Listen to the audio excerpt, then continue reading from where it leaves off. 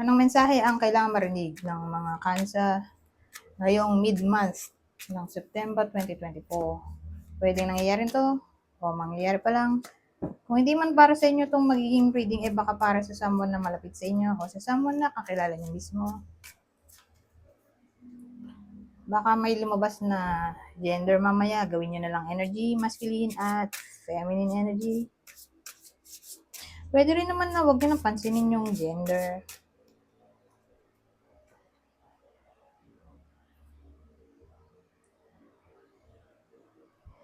Hindi ko alam kung anong lalabas, kung positive ba o negative ang magiging reading. Depende sa kung anong mapipick up kong energy mamaya.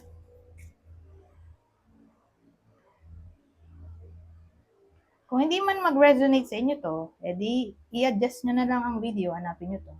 Kung hindi pa rin, edi dito na. Ito ang last day.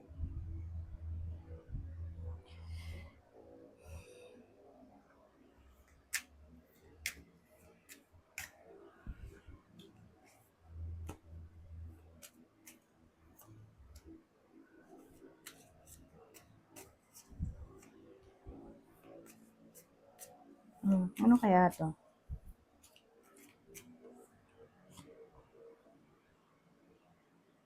Ano kaya to?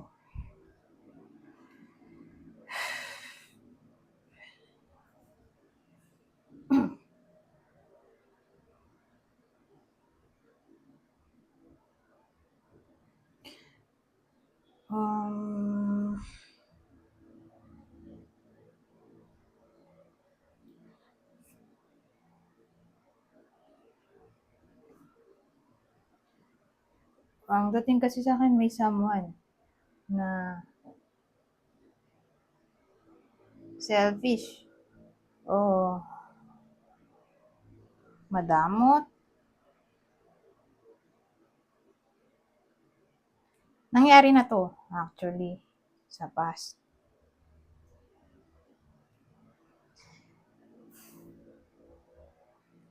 Na para bang hindi na gusto ng iba sa inyo na bumalik pa ang taong to sa buhay ng iba sa inyo. Ayaw na nila, toto. Ayaw nang bumalik o ayaw na nilang i-manifest. Siguro dahil napagod na sila sa taong to na madamot, selfish, o dahil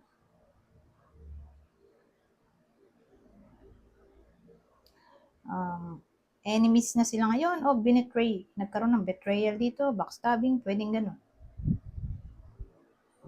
Ano kaya to? Friendship kaya to? O relasyon? May mga detalye dito.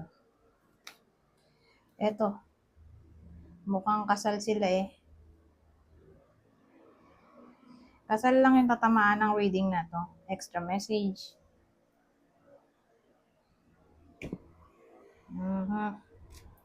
So, ito yung possible partner ng Cancer. Na, yun nga, ayaw na nilang bumalik pa sa buhay nila tong ex-husband o ex-wife.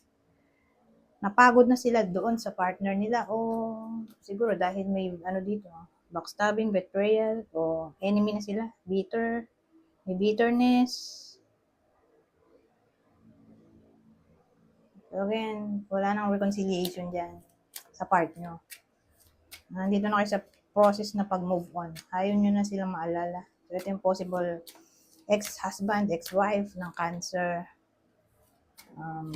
Aries, Pisces. Patay na ibang detalye.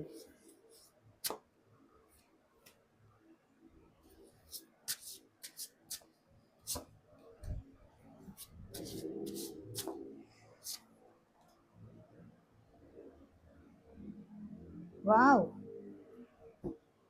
Well, either nangyayari na to o mangyayari pa lang kasi may possibility na magkaroon ng new love interest. Yung iba sa inyo, baka nga nasa buhay na nila tong new love interest. Kasi kung nasa buhay na nila tong new love interest, from ace magiging 2, edi sila na, 'di ba? Kung nasa buhay na, okay?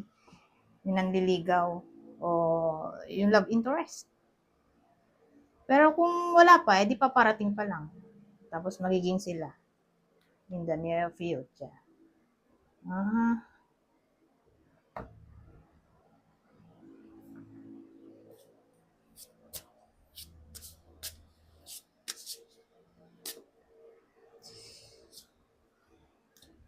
ngayon, three of spades naman.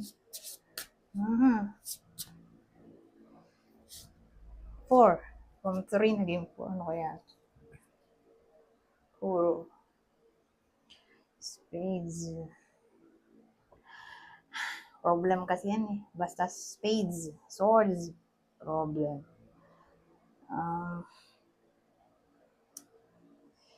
Kasi ano eh, mag-worry yung iba sa inyo.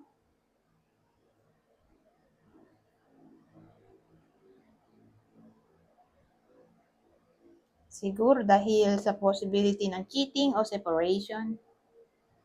Pag nag-worry pa naman yung tao dito, may possibility na ma-depress siya o magkasakit. O baka nga nangyayari na to.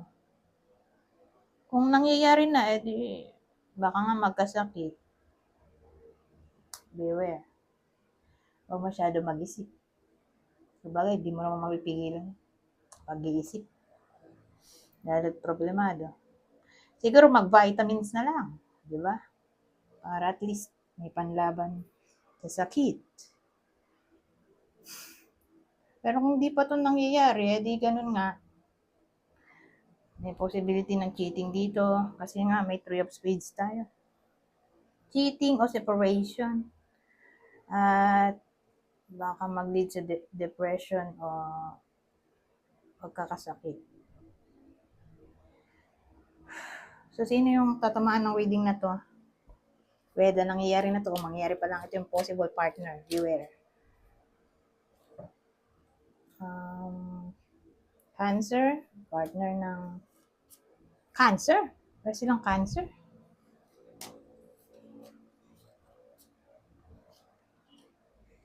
Ito Leo. Mahaba pa yung oras. Dalan pa natin to.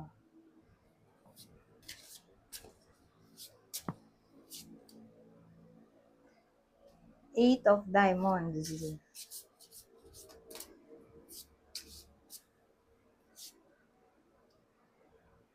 Ace of Spades. Ayan. Well,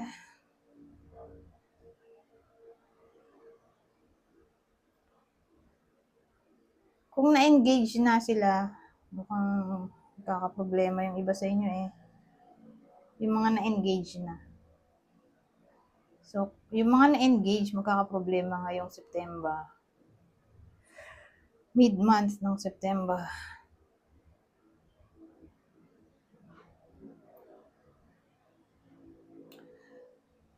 O sabihin natin, kung di man ma-engage, halimbawa, na-engage, na kinasal na yung iba sa inyo. Kinasal sila 30 patas, yung edad nung nanonood. Halimbawa,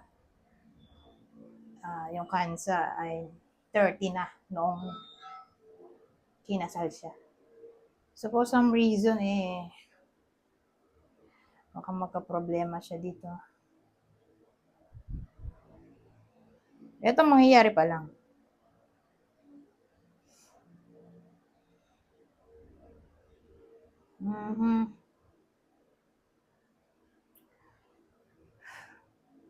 O sabihin natin yung iba sa inyo nag-apply. Nag-apply ngayong mid-month ng September. Baka di sila matanggap. Kaya maganda kung mag-apply ng marami. Damihan yung apply para sure na doon sa dami ng in-applyan ay may tatanggap. Kasi kung isa lang yung a-applyan nila, malaki ang possibility na ma-reject sila dito kung nag-a-apply nga.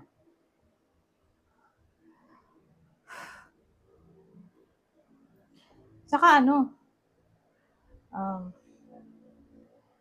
Halimbawa ba, nag-expect ng promotion, increase salary, yung iba sa inyo sa mid-month ng September 2024, mukhang malabo.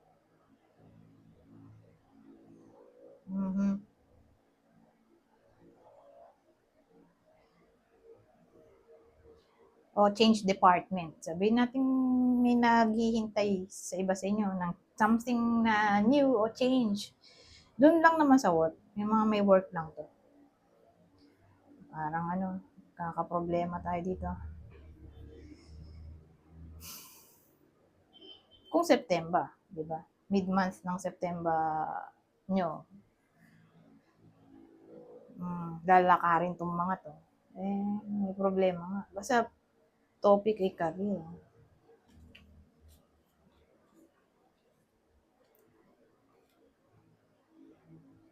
Anyways, kuha tayo ng ibang detalye dito. Pampagood vibes. Extra message. Babasahin ko na lang. 3 lang kukunin ko. Listen to the still small voice within.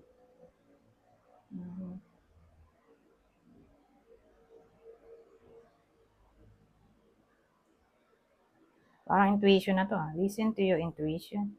Ito yung intuition. Sa kanya manggagaling yung intuition sa angel.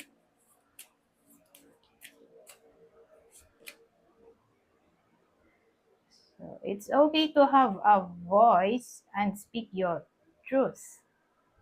Ayan. Advice na to. Ano pa? Relaxation promotes healing.